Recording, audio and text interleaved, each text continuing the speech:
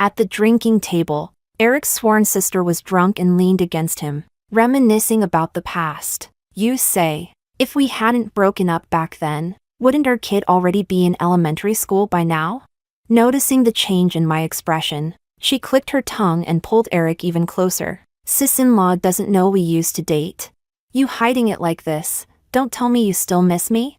I cut her off with a smile. Why don't you wait until we finish the divorce procedures before he misses you? Don't go becoming the third wheel the moment someone divorces. Chapter 1. Baby. She's drunk. Don't listen to her nonsense. She just got divorced. She's not in a good mood. Eric pushed the woman off him and hurried to explain. My hand paused around the teacup. On the glass turntable, patches of greasy residue had cooled into sticky spots. Gloria, her eyes hazy with alcohol, hung herself back onto Eric's shoulder. She poked Eric's chest with her finger and giggled. What nonsense. If we hadn't split back then, our kid would already be old enough to buy soy sauce. And what's so sad about divorce, anyway? Gloria, love boldly and hate boldly. I'm not like those women who cry over love. Gloria lifted her chin slightly and looked at me. Her gaze made me uncomfortable. Just then, my daughter Sophia sent a message, asking when Eric and I would be home. I showed the chat to Eric, urging him to wrap up soon, but Gloria suddenly snatched my phone. Eric, what's wrong with your wife? No sense of manners? If you come out to have fun, then have fun. What time is it? She's already rushing you? Women are such trouble. She lowered her voice at the end, but I heard it clearly. I snatched my phone back unceremoniously. If women are trouble, then what? You're not a woman? Eric heard the impatience in my tone and immediately tried to soothe me. Baby, don't argue with a drunk. She's always like this. Never even thinks of herself as a woman. I found that funny. I brushed off the hand Eric had placed on my shoulder. Eric, you're nearly 30, not 3. If she doesn't think she's a woman, then why did she get married and have kids? Why did she date you before? What, were you and her ex-husband gay?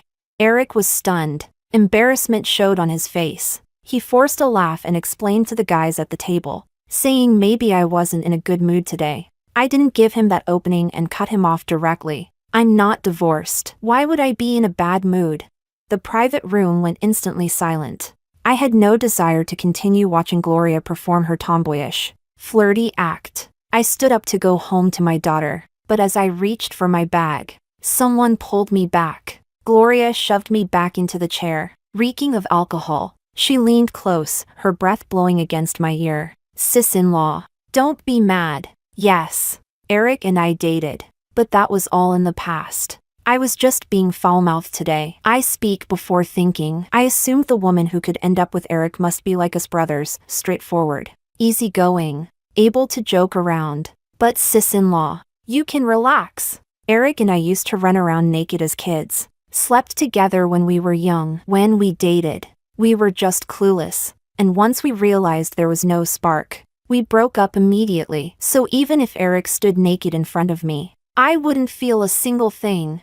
Gloria bent over. From my angle, I could clearly see the view down her chest. Just like when she was hanging on Eric earlier, her heavy alcohol breath filled my nose. My stomach lurched with nausea. I gently brushed away the hand she had pressed on my shoulder. 2 cups of cold tea later, the discomfort finally settled. When I came back to myself, Gloria was already sitting on the floor. Eric helped her up, his tone unhappy. Luna, Gloria explained herself nicely. If you don't want to listen, fine. But why did you shove her?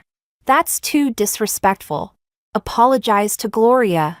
Chapter 2. Gloria clicked her tongue and climbed up from the floor. Eric, your wife is way too petty. Who doesn't have a first love? She won't even let people mention it. Ugh. Unbelievable. The chorus of voices around us chimed in like buzzing flies. Sis-in-law, don't take Gloria seriously. She just has a sharp tongue. But she's not a bad person. Yeah, if she can say it so casually, that clearly means she has no feelings for Eric anymore. Times have changed. Someone pretended to scold. Eric has a family now. Not every joke is appropriate anymore. After being sugar-coated by his friends, Eric's expression became even harder to maintain. He urged me to apologize immediately. Luna, don't make everyone unhappy just because of you. Today is Gloria's divorce celebration. She's the host. What's wrong with cracking a few jokes? He reached for my sleeve, lowering his voice next to my ear. If you're angry, save it for when we're home. Don't make a scene in front of others, okay? I turned my head and looked at Eric. I was just about to respond, but was interrupted. Gloria hopped up from the floor and very naturally jumped onto Eric's back. Eric staggered but still held her firmly. Gloria tugged on Eric's ear as she teased him loudly. The two of them looked exactly like a couple flirting in a drama. Someone's gonna be kneeling on a washboard when they get home. Eric's Adam's apple bobbed, and he snapped sharply. Get down! He pushed her lightly. Eric, you pushed me? Gloria's voice suddenly quivered with a hint of sobbing. Who was it back then who said that as long as I jumped, you'd catch me for a lifetime?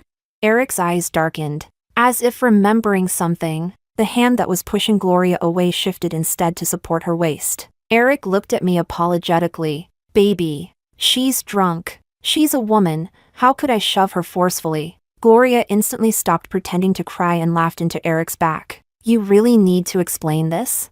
Eric, how did marriage make you so stiff and naggy? Let me check how soft your ears have gotten. She bit down on Eric's earlobe. The man's neck immediately flushed red. Ripples spread through his gaze. He froze for quite some time. I let out a cold laugh, cutting through their sweet little scene. Eric, why don't we finalize our divorce first? And then you two can continue? Don't let your little white moonlight become the homewrecker the moment she gets divorced. Saying that, I grabbed my bag and turned to leave. Only then did Eric realize how far he had crossed the line. He hurriedly set Gloria down from his back. He ran after me out of the private room. But before he took more than a few steps, someone rushed out from inside. Eric, do you have her stomach medicine? Gloria's old problem is acting up again. The footsteps behind me stopped. Then I heard Eric's anxious voice. I have it! When I turned back, Eric had already followed the person back into the private room. After I walked out of the elevator, I received a message from Eric. Baby, you're the only one who didn't drink tonight. Can you drive Gloria to the hospital? Chapter 3. I didn't reply. So Eric called. Luna, this is a life or death situation. Can you stop being emotional? Take Gloria to the hospital first. Whatever tantrum you want to throw afterward. I'll take it. There were voices in the background. Yeah, it's life or death. You can talk about the unpleasant stuff later. Gloria's face is pale. What if it's acute gastroenteritis? Eric's wife is really heartless. I ignored their moral coercion. I hung up directly, but Eric chased me downstairs. Just as I started the car, the door was yanked open from outside. Eric was panting, and Gloria's teeth marks were still visible on his ear. Gloria's in a lot of pain. Leave the car. We called a chauffeur. He'll be here soon. I looked at Eric with amusement. What did you just say? Luna, I'm not joking. He reached in, trying to undo my seatbelt and drag me out. I spoke calmly. Eric, all these years, the stomach medicine you always carry, was it for Gloria? Eric's hand froze mid-movement. He denied instinctively. No, the car was dim inside, but I still caught the flash of guilt in his eyes. I let out a small laugh, then suddenly raised my voice. Don't touch me. Get out! Not far away, Eric's group of buddies were helping Gloria out of the hotel lobby. Eric, are you done? Gloria's about to collapse. Eric answered. Coming! And the force he used to drag me became even stronger. Seeing Eric sweating from anxiety for Gloria made my heart clench painfully. Smack! A crisp slap echoed in the car. Eric's head snapped to the side. He pressed his tongue against his cheek, stunned, staring at me in disbelief. I opened the chat with Sophia, my eyes red. In the silence of the car, Sophia's trembling voice filled the space. Mommy, when are you and Daddy coming back? The nanny is going home soon. I'm scared being alone, woo-woo. When the voice message ended, I put my phone back in my bag. I lifted my gaze at Eric, my voice icy cold. Are you staying here to take care of your first love, or coming home with me to stay with your daughter? Choose. Luna, can you at least pick the right time to throw a tantrum? What first love? Gloria and I are just friends. And she's sick. Eric's voice was thick with irritation. I sniffed hard, doing everything I could to hold myself together. I didn't want to fight with Eric in front of outsiders. As a woman myself, I knew very well what Gloria wanted tonight. That's why I kept enduring back in the private room. But now, suddenly, I just couldn't endure anymore. The night wind was cold, chilling deeper and deeper into the heart. I turned my head and stared at Eric, anger rising like flames. What the hell does that have to do with me? I ignored Eric's hand holding onto the car window frame and yanked the door shut. Eric was startled and snatched his hand away just in time. Bang! The door slammed shut. I locked the doors, stepped on the accelerator. The car merged into the traffic flow. In the rearview mirror, I saw Eric walking toward Gloria at the hotel entrance. I wiped my tears with the back of my hand. My smile looked pathetic. Chapter 4. Before tonight.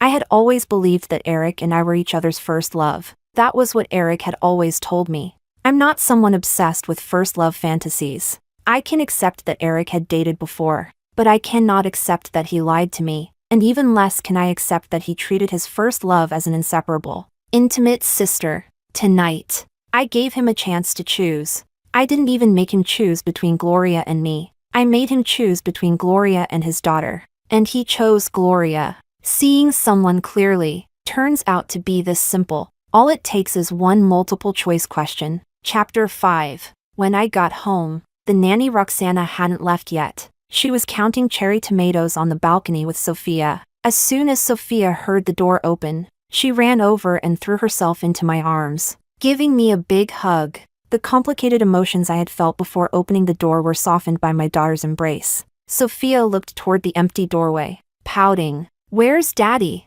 I lifted Sophia up. Daddy has something to do. He'll be home later. Sophia looked a bit upset. Then can Daddy still go with me to the flea market tomorrow to sell tomatoes? I didn't want Sophia to be sad. I didn't want her joy to turn into disappointment. Although Eric and I always agreed on Sophia's education. No lying. No hiding. Even though she's still a child, we give her the right to participate in family decisions. We treat her as a complete individual. But right now, I didn't know how to tell her what happened tonight, so I tried to brush it off vaguely. Isn't it good if Mommy goes with you? Sophia seemed to sense something. Her eyes instantly turned red. But other kids go with both their mommy and daddy. I also want. Seeing Sophia hold back tears so earnestly made my heart ache. Okay, we'll all go. Once she got the answer she wanted, Sophia held my face and kissed me several times. Then she cheered in my ear. Yay! After putting Sophia to bed, Roxana also got ready to leave. Before going, she asked with concern, Luna, did you two have a fight? I smiled and shook my head. Just a small thing. It's late, I'll walk you downstairs. All the way down, Roxana tried to comfort me. She said couples fighting is normal, if there's a problem. Sit down and talk it out. Luna, don't look at me being old. I'm actually very trendy. In the CEO romance novels I've been reading lately, all the misunderstandings happen because they're too prideful to communicate. We shouldn't be those silly characters who don't know how to talk. Okay? I nodded with a smile. I know. I hailed a car for Roxana. Before getting in, she suddenly remembered something and turned back to remind me. Luna, today when I picked up Sophia from kindergarten, it seemed like she was bullied.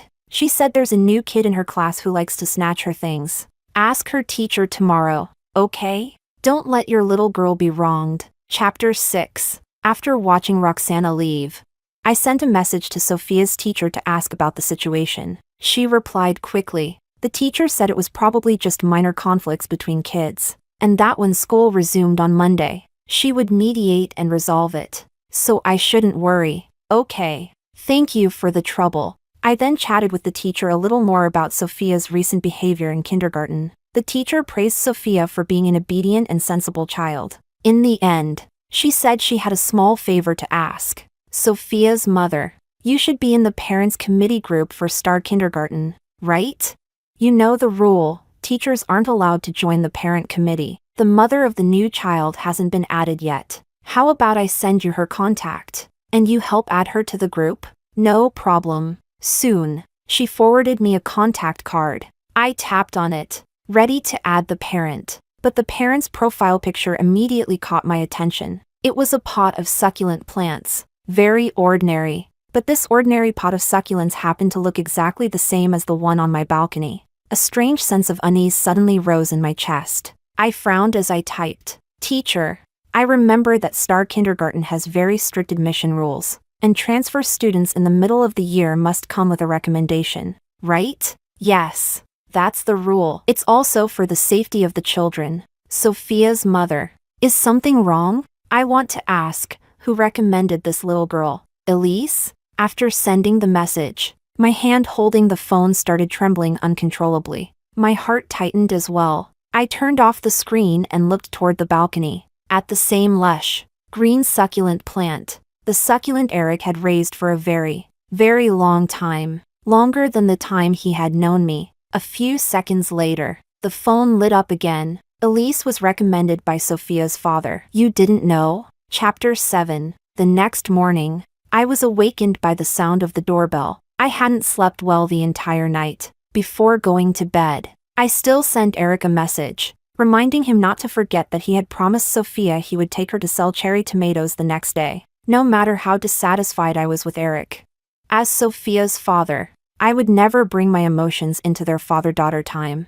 I didn't want Sophia to be affected by these trivial matters, but I hadn't left the door unlocked for Eric last night. He slept on the sofa after coming home. The doorbell rang for a while, yet no one went to open the door. It was the weekend, family day, and Roxana was off, so I got up to open it. Just as I opened my bedroom door, I heard the sound of the front door opening. Immediately after, the excited voice of a little girl. Daddy! My brows furrowed, and I headed toward the entrance. I saw Eric holding a little girl in his arms. He asked the people outside, "Why did you come?" "Of course, to thank you for saving our lives last night, and Elise hasn't stopped talking about you. So I thought we should come visit properly." The woman's voice carried a playful tone. "What? Not welcoming us?" Eric smiled lightly. "How could I not? Come on in." He stepped aside, and I saw Gloria standing at the door. Chapter 8. Today, Gloria was wearing a burgundy bodycon dress. Her glossy black curls cascaded loosely over her chest. Her whole aura radiated seductive charm. This kind of outfit really didn't look like that of a so-called bro-type female friend. After entering, Gloria glanced at the blanket on the sofa and frowned. "Don't tell me you actually slept on the sofa last night?" Eric rubbed the back of his neck with an embarrassed smile. "Got home too late, didn't want to wake Luna." Gloria clicked her tongue. TSK. Didn't want to wake her. Or was it because she didn't even leave the door unlocked for you? Eric, I'm telling you, your wife really needs some training. What kind of man lives like you do? Getting kicked out to sleep on the sofa every now and then. Good thing you and I are innocent. If it were some woman who actually wanted something from you, your dear wife would probably kick you out onto the streets. A woman needs to learn tolerance. You know? Even after marriage, you still need to be generous. After all, in social interactions, who can completely avoid dealing with the opposite sex, right? Eric remained silent. I couldn't see his expression, but his slowly straightening posture told me he had taken her words to heart. I chuckled softly and stepped out from the corner. Right, tolerance is important. Not only do I have to learn tolerance, my daughter also has to learn tolerance. Otherwise, if she finds out her father is eager to play daddy to someone else's child, who knows how she'll react? Eric stiffened. His arms tightened around Elise so abruptly he almost dropped her. He turned around, looking uneasy. Luna, can you not talk like this in front of kids? What did I say? Am I not being tolerant enough? Your first love's daughter calls you daddy on her first visit. And I didn't even object, did I? Eric opened his mouth, wanting to argue, but I cut him off. My voice stayed perfectly calm. You're right. Gloria is divorced now. And Elise doesn't have a father. One needs a husband, the other needs a dad. And you're always so eager to help, works out great for both. We'd better hurry up and get the paperwork done, so you can go take over your new family as soon as possible, for a child's sake. This was already my limit. I hadn't even cursed. Chapter 9. Gloria's expression instantly darkened. She took Elise from Eric's arms and told Elise to go play on her own. After Elise walked away, Gloria glared at me. Luna, you're a mother too. How can you say things like that in front of a child? Then she turned to Eric with reddened eyes. Eric, isn't your wife being too much? Elise is so young, what could she possibly understand? It's just a form of address. Why make such a big deal out of it? Seeing Gloria's eyes turning red, Eric immediately panicked. When he looked back at me, there was clearly dissatisfaction in his eyes. Luna, apologize to Gloria and Elise. What you said earlier really was out of line. Hearing Eric say that, a faint look of triumph flickered across Gloria's face. Just as I was about to speak, Gloria sniffed dramatically and called Elise back from the balcony. Elise, didn't Mommy tell you that you can't call your godfather Dad? You can call Eric Daddy Eric or Godfather, but you absolutely cannot call him Dad. Elise protested. But Godfather wants to be Elise's dad, and Elise likes it when Godfather is her dad. The moment Gloria heard Elise say Eric was willing to be her dad, the joy on her face was almost impossible to hide. Even so, she still pretended to scold Elise sternly. What's wrong with you? Are you not listening to Mommy anymore? Gloria's voice rose sharply. Elise's eyes instantly turned red, her lips trembling as she was about to cry. Eric rushed to pull Elise into his arms, hugging her protectively. All right, Elise, don't cry. It's just a form of address. You can call me whatever you like, okay? Then Eric even turned to soothe Gloria. You don't need to get upset with a child. It's really no big deal. Only after that did he turn back to me. Luna, let this matter end here. It's unbecoming to hold grudges against a small child. Elise wrapped her arms around Eric's neck, grinning from ear to ear. She even planted several loud kisses on his cheek, cheerfully shouting, "Yay, Godfather is the best. Elise loves Godfather the most." Then she turned to me, wiggled her eyebrows, and made a face. You bad auntie. Elise doesn't like you. My expression remained calm. I don't like you either, bad child. When she heard me call her a bad child, Elise let out a loud wail and began crying again. I simply smiled, turned around, and walked into the children's room. Sophia was still inside. I didn't want her to come out and see her father holding a classmate she disliked. But when I turned, I found a little girl standing at the children's room door, hugging her doll. Sophia blinked up at me with big eyes and asked in confusion, Mommy, why is Elise calling my daddy daddy? Chapter 10. When Eric saw Sophia, he immediately put Elise down. Gloria looked a little displeased, but she had no standing to say anything more. She only muttered under her breath, just as annoying as her mother. Then took Elise to the balcony. Eric walked toward Sophia. He bent down, wanting to pick her up. But Sophia hid behind me. Daddy, I don't like Elise. She always bullies me at school. Can you make her go? Sophia was a very well-behaved child. Under normal circumstances, she would never say something like this. But Eric's expression darkened. Sophia, who taught you to talk like that? Was it Mommy? My temper flared instantly. Eric, what do you mean by that? What do you mean I taught Sophia to say this? Do you even know how Elise bullies Sophia at school? She's barely started kindergarten and already knows how to form cliques. She hasn't even been enrolled for a full month yet, and she's already encouraging classmates not to play with Sophia. Sophia is soft-tempered, she can tolerate a lot. But she's not stupid. She can feel the way everyone treats her differently. And of course she can feel her father's favoritism.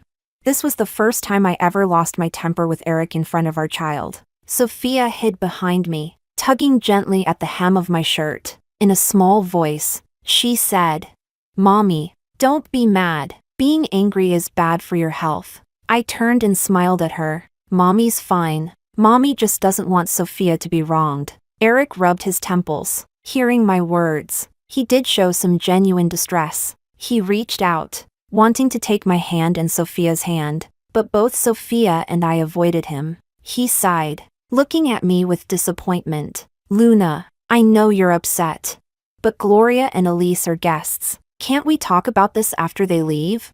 It's just a small conflict between kids. There's no need to make everyone uncomfortable. My disappointment was overwhelming. Last night, I had seriously thought about what Roxana said, that everything can be resolved through calm communication. But now, I realized it was unnecessary. There are grievances I can endure, but my daughter should not have to.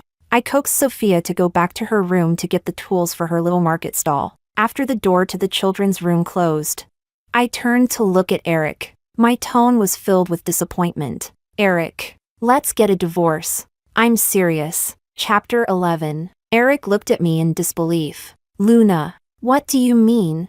He reached out to pull me closer, but my attitude was firm. Divorce. Go be Elise's dad. Sophia doesn't need a father who can't even prioritize properly. Seeing how resolute I was, Eric instantly softened. His tone softened as well. All right, honey, you can't just say things like that. You can't mention divorce every time something happens. Fine. I promise you, after today, I'll keep my distance from Gloria, okay? No. I shook off Eric's hand, turned around, and took Sophia's hand as she came out holding her little basket. When Sophia appeared, Eric quickly changed the subject. He eagerly picked Sophia up. Sophia, Daddy was wrong just now. To make it up to you, how about Daddy takes you to the balcony to pick cherry tomatoes? Sophia still liked her father after all. Her little lips were still pouting. But she didn't refuse. Holding Sophia, Eric looked at me and smiled. He mouthed silently. Don't be mad. I ignored him and went back to the bedroom to change clothes. But just as I stepped inside the room, I heard Sophia crying outside. My cherry tomatoes. Chapter 12. Elise picked all the cherry tomatoes Sophia had grown on the balcony. She even pulled the plants out by the roots, threw them on the ground, and stomped them into a mush. The floor was covered with smashed cherry tomatoes and juice. When Sophia saw the ruined plants, she broke down crying. She reached out and pushed Elise to the ground. As Elise stumbled backward, she knocked over the succulent pot on the balcony. The ceramic pot shattered everywhere. The flying shards even cut Sophia's little hand. Seeing me rush over, Sophia was utterly aggrieved. She threw herself into my arms and sobbed uncontrollably. Between sobs, she pointed at the ruined cherry tomatoes on the balcony and cried, Mommy, Elise ruined all my cherry tomatoes, woo-woo. The cherry tomatoes on the balcony were planted by Sophia herself. She had been preparing for the flea market for a very, very long time. My heart broke as I patted her back to comfort her. But Sophia was still heartbroken. Mommy, I don't like Elise. Make her leave. I don't want her to come to our home.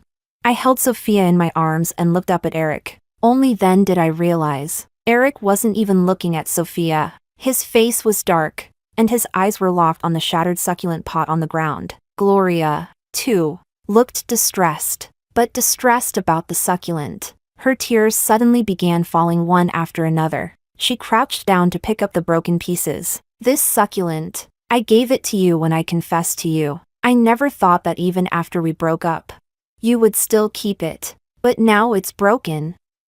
Eric, does this mean? Eric reached out to stop Gloria, eyes full of distress. Don't pick it up. You'll hurt yourself. I laughed at the scene before me. After all this time, I finally learned where the succulent came from. Chapter 13. Over the years, we had moved 3 times. Every time, Eric brought that succulent with us. Once, the movers forgot to load it, and Eric went out in the rain just to retrieve it. I once asked him who had given it to him. Who could make him care so much? Eric answered casually, just a friend. Nothing important. I've had it for so many years that I got attached to it. It'd be a waste to throw it away. Today I finally understood. He wasn't attached to the succulent. He couldn't let go of the person who gave it to him. How disgusting. Eric was worried about Gloria getting hurt. Yet he didn't even notice that Sophia's hand had been cut. Instead, he harshly scolded Sophia. Sophia, apologize to Auntie and Elise. Chapter 14. Sophia choked and explained to Eric through her sobs. Elise was the one who ruined my cherry tomatoes first. Those tomatoes were grown by Mommy and me with so much care for a long time. Daddy, I didn't do anything wrong. Why should I apologize? Gloria tugged Eric's arm. Forget it, Eric. Elise and I really shouldn't have come today. She pretended she was going to take Elise and leave, but Eric stopped her. He shielded Gloria and Elise behind him, and harshly cut off Sophia's crying. Sophia, apologize. Daddy doesn't want to say it a second time. Sophia froze. Even her cries got stuck in her throat. She looked up at Eric, disbelief in her eyes, faced with her father's authority.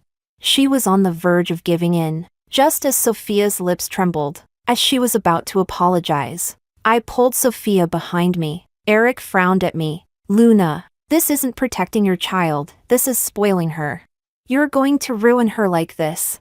I let out a cold laugh, and slapped Eric across the face. Yes, I am spoiling her. So what? I'll spoil her even more from now on. I want Sophia to grow up surrounded by love. So she won't be fooled by a tiny bit of affection. So she won't grow up and fall for an irresponsible man like you. Eric was stunned by the slap. He froze. Gloria rushed in front of him when she saw me hit him. A moment ago she was acting like a fragile little white flower. And now she switched into a mother hen protecting her chick act. Luna, how can you hit people? Fine. Don't apologize, whatever. I wasn't planning on arguing with a child anyway. After all, I'm not like you. A woman whose whole world revolves around a man. I gave a sharp, mocking laugh, then raised my hand and slapped her too. This slap was heavy and sudden, so sudden that Gloria's whole face was knocked sideways. She covered her cheek, staring at me in disbelief. My voice was furious. You're not arguing? Who do you think you are to argue? Always saying you don't need men.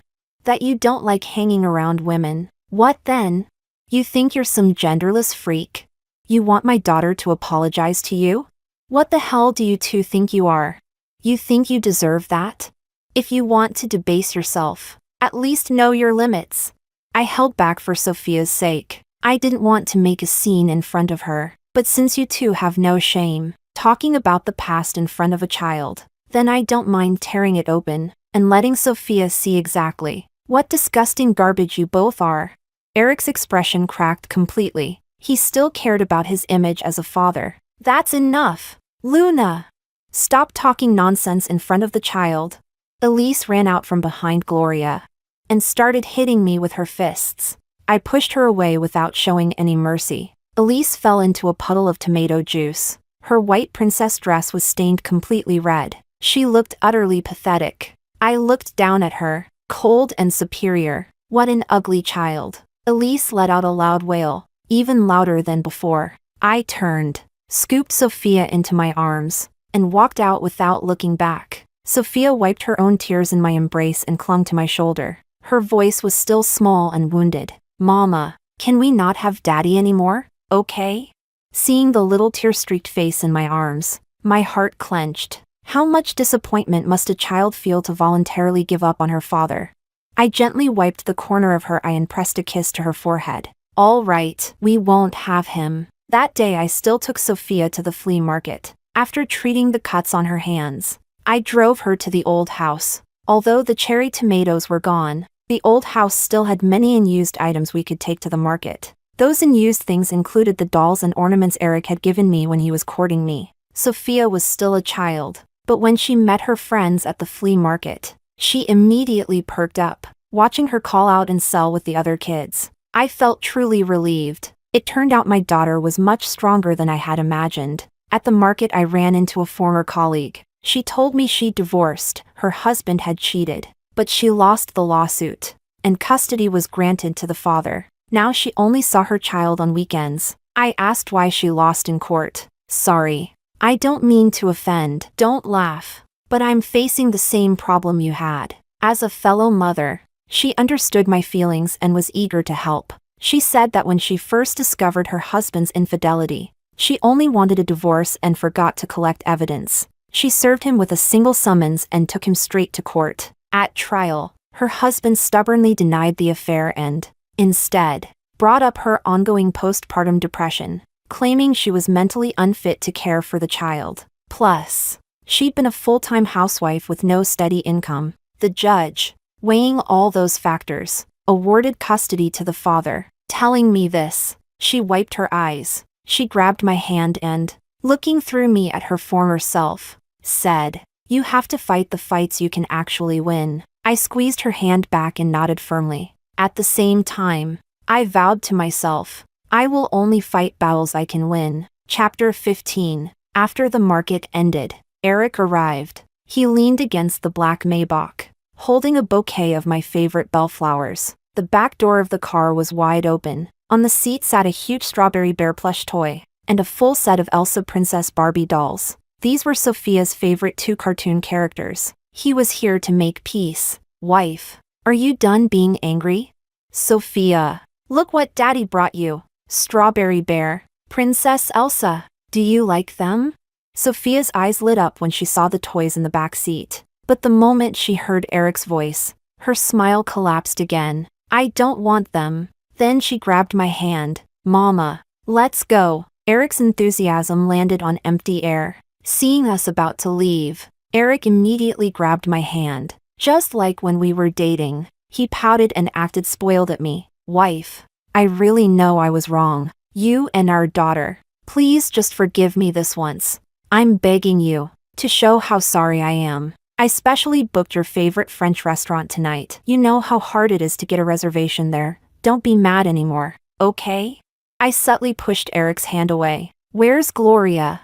Eric waved his hand. "Send her off. If the wife and baby girl don't like someone, I'll never see her again." To show his sincerity, Eric even raised his hand as if swearing an oath, face full of earnestness. Eric, swear, if I ever interact with Gloria again, may lightning strike me. May I die a terrible death. May I get hit by a car when I step outside, choke to death when eating, or drown while drinking water." I couldn't help but laugh. Seeing me laugh, the tension on Eric's face eased a bit. Thick-skinned, he chuckled. "My wife still looks the prettiest when she smiles. Promise me, don't get mad anymore, okay?"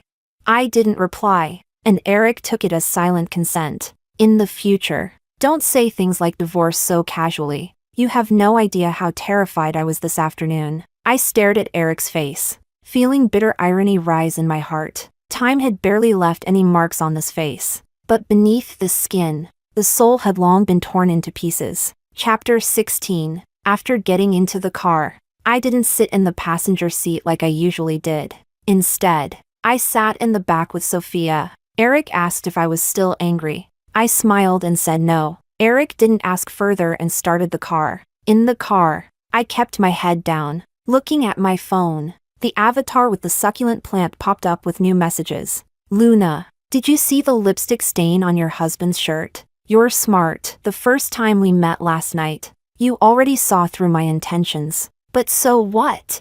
Eric and I know each other inside out. We even slept together back then. If I really want to fight you for him, do you think you'd win? Sis is advising you. Don't throw tantrums like some petty little woman. Acting like that won't win a man's heart. It'll only make people feel annoyed." Right after that was a picture. Her neck was covered with kiss marks. "Let you appreciate your husband's masterpiece. He said you're boring in bed. Only he and I are the perfect match." The last one was a covering mouth laugh sticker. "Wife, what are you looking at? You look so happy." Eric's voice suddenly came from the front. I looked up and met his eyes in the rearview mirror. My tone was gentle. "Nothing. Just chatting with the kindergarten parents."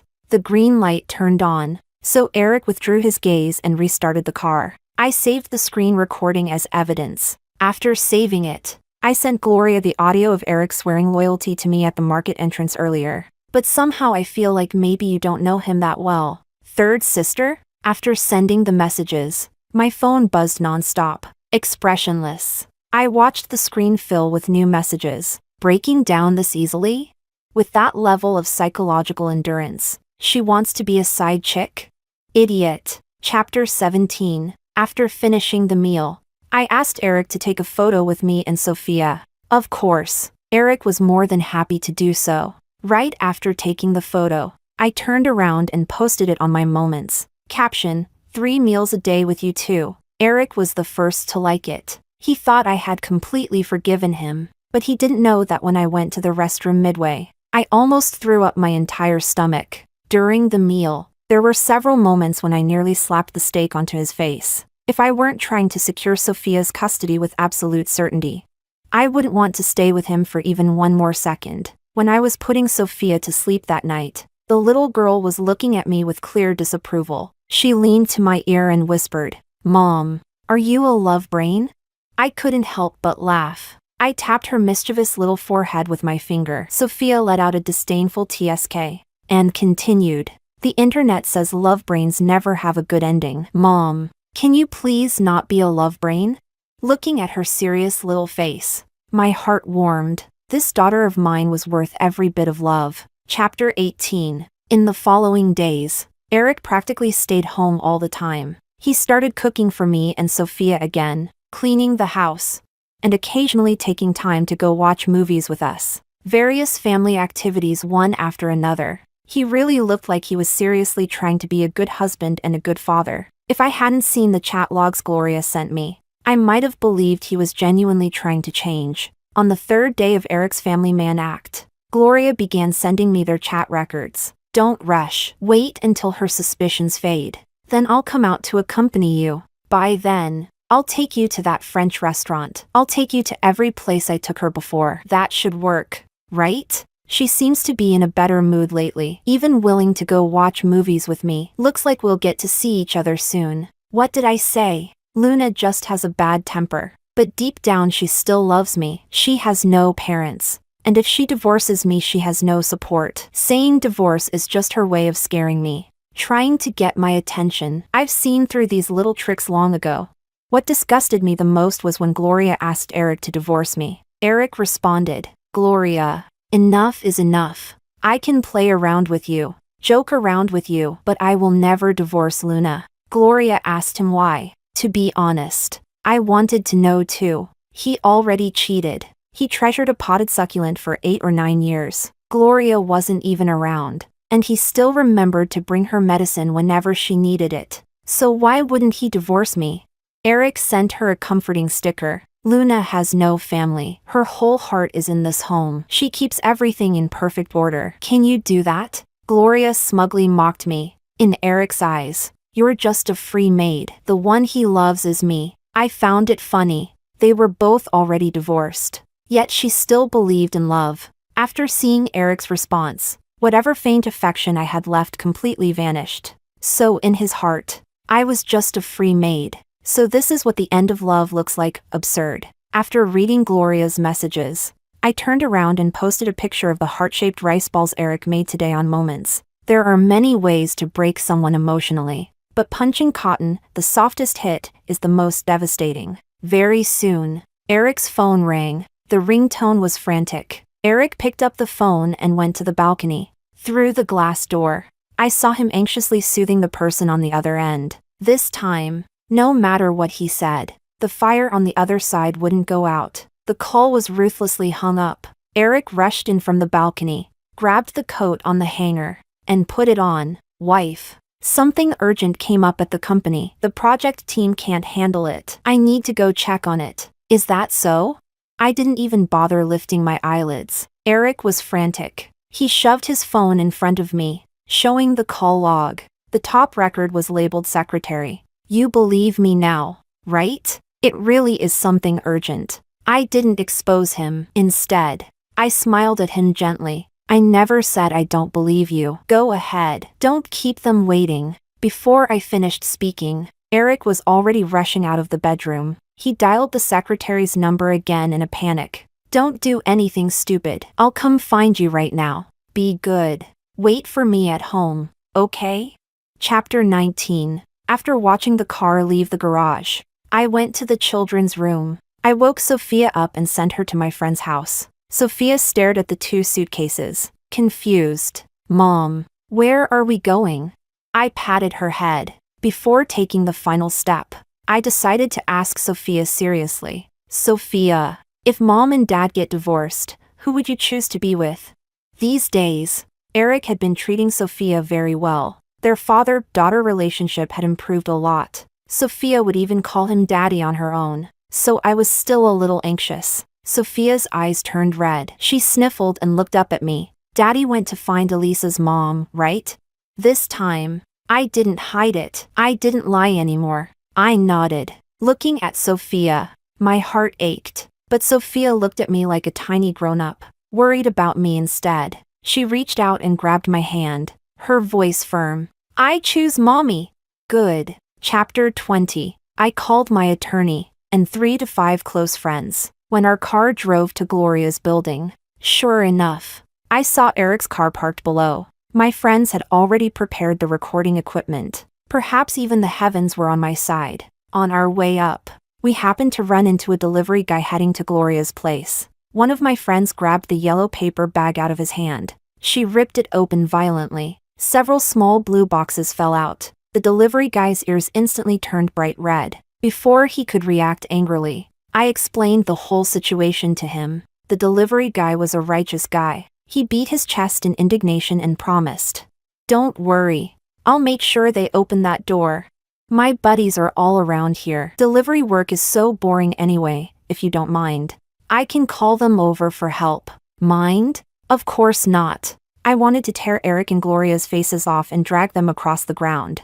As expected, Chinese people are the most passionate when it comes to watching drama. In no time, the hallway was packed with little yellow delivery uniforms. Every one of them looked full of righteous fury. The delivery guy pounded on the door. Soon, a hoarse male voice replied from inside. "Coming." The door opened. Eric stood there half naked, a bath towel wrapped around his waist. His chest and neck were covered in hickeys. Looked like foreplay had been very thorough. The moment he saw me, he froze completely. "Wife, why are you here?" Chapter 21. What answered Eric were countless cameras, and my loud, stinging slap. "When did your secretary start living in Gloria's house?" Eric, do you ***king want any shame at all? At home you act like the perfect husband, but the moment you turn around you sneak off to your girl brother to fool around. How can you be this damn disgusting? Do you know what day it is today? Today is Sophia's birthday. You forgot your own daughter's birthday, but didn't forget to rush over here to sleep with your ex-girlfriend. You're really not human. Eric tried to reach for me. "Baby, let me explain." Before he could finish, the enthusiastic delivery guy shoved him aside. Several delivery boys stepped between us, forming a solid yellow wall. Inside the apartment, Gloria heard the noise and called out coquettishly toward the door. "Eric, why does it take so long to get a delivery? Hurry up and come back, otherwise we'll have to start all over again." I sneered and kicked open the bedroom door. Before Gloria could react, I yanked the blanket off her. My friend, holding a camera, shot the screaming woman on the bed nonstop. Gloria desperately covered her face. I grabbed her hair from behind. The pain forced her to release her hands from her face and instead protect her scalp. Gloria broke down and screamed for Eric. She wanted him to save her, but Eric was already stripped by the delivery guys, his towel yanked to the ground. Nothing underneath. Neighbors, hearing the commotion of someone catching a homewrecker, came out to watch. Eric loved saving face more than anything. Now, naked, the only dignity he could cling to was crouching in the corner, head buried in his arms, refusing to move even when people pulled and kicked him. Soon I dragged Gloria out of the bedroom too. The two of them crouched there naked together, holding their heads, as pathetic as dogs. Chapter 22. Eric's parents rushed over. The moment his father saw Eric like that, he nearly had a heart attack. Eric's mother, a divorce lawyer, understood better than anyone what the outcome would be. She cried as she beat him. "Eric, how could you be so stupid?" Eric couldn't even lift his head to face his parents. He just crouched there in silence. Eventually, things escalated to the police station. Inside the station, Eric knelt on the ground, sobbing hysterically, begging me to forgive him. He used Sophia as a shield, saying Sophia couldn't live without her father. I took out my phone, played him a recording. Eric's eyes widened in disbelief. "Impossible. Sophia said yesterday that she forgave me." I sneered. "Yes, Sophia was almost ready to forgive you. And what did you do after that?" "Eric, there's a question I've always wanted to ask you." Eric looked up at me with red eyes. I said, "If in the future, Sophia meets a man exactly like you, what would you do?" That sentence was the final straw crushing Eric. Shame washed over him. He bowed his head, voice trembling. "Okay, I agree to the divorce. Chapter 23. On the day we got the divorce certificate, Sophia used her own pocket money to buy me a bouquet of bellflowers. Like a little adult, she smiled and told me, "Mommy, I'll protect you from now on." Eric rubbed his hands nervously, wanting to say something to Sophia, but just as he opened his mouth, Sophia grabbed my hand and turned to walk down the steps. Eric gathered his courage and called after her, "Sophia, can you call me Dad one more time?" Sophia stopped, looked back at him. "Uncle, Elise is your daughter." The moment the words left her lips, Eric almost lost his balance. Sophia and I had no intention of helping him. We quickly went down the steps, got in the car, left, without ever looking back. Chapter 24. After leaving the Civil Affairs Bureau that day, I never saw Eric again. When I sent Sophia to kindergarten, the teacher said Elise had been asked to withdraw because the incident that day caused far too big a stir. City A isn't that big. Soon the entire parents' committee was talking about it. Everyone boycotted letting a student like Elise in. In the end, the kindergarten chose to ask Elise to leave. The teacher also said Elise's biological father was the one who handled the withdrawal. After completing the paperwork, he forcefully carried her into the car. Not long after the car drove away, Gloria arrived. She rushed around the kindergarten like a madwoman, searching for her child. When she learned Elise had been taken away by her biological father, she turned and ran after the direction of the car. But after only a few steps, she was struck by a suddenly passing motorcycle and sent flying. She didn't die. She was hospitalized. Since she darted out on her own, the motorcycle driver only fulfilled basic responsibility and paid a small medical fee. Nothing more. But the remaining costs still had to be paid by Gloria herself. When her savings were gone, she began selling her house for treatment. When the house money was gone, she started a fundraiser on Waterdrop. But when people saw it was her, not only were they unwilling to donate, they reported her instead. Within 2 days, her fundraising page was forcibly shut down. Without money, she was kicked out of the hospital. She also tried asking Eric and those so-called buddies for help, but every door slammed in her face. Some even made fun of her by posting screenshots of her begging for money in their moments. These were all sent to me by mutual acquaintances who enjoyed watching the drama. What happened after that? We no longer knew. Chapter 25. The next time I heard news about Eric, it was the news of his death. The scandal from that night had devastated him completely. After that day, he could never get it up again. He tried to date, but the moment people heard who he was, they'd dump coffee and walk away. His company also couldn't suppress the public backlash, and investors began withdrawing. When funds ran dry, salaries at the factory couldn't be paid. Workers went on strike. The contracts couldn't be fulfilled either. Breach penalties and lawsuits came one after another. Employees started resigning en masse. Some creditors even printed the humiliating photos of Eric from that night and plastered them all over the company gates to demand payment. Soon, Eric became terrified of seeing people. If someone looked at him on the street, he assumed they were talking about him. He stopped going out entirely, left all the mess for his parents to handle. But after the divorce, I had taken almost all the savings and property. All Eric had left was a company drowning in debt. His life was a complete disaster already, but he no longer wanted to do anything. He locked himself up, drinking every day, numbing himself. Eventually, even his parents didn't want to deal with him anymore. So the first person to discover his fall from the building wasn't them. It was a sanitation worker. The worker was horrified, calling it bad luck. When I received the news, I was watering cherry tomatoes with Sophia. A new flea market event was coming soon. Sophia still wanted to sell cherry tomatoes this time. I stared absent-mindedly at the tomato blossoms. Sophia tugged my sleeve. "Mommy, what are you thinking about?" I came back to my senses and squeezed her rosy little cheeks. Mommy was thinking, how amazing my Sophia is.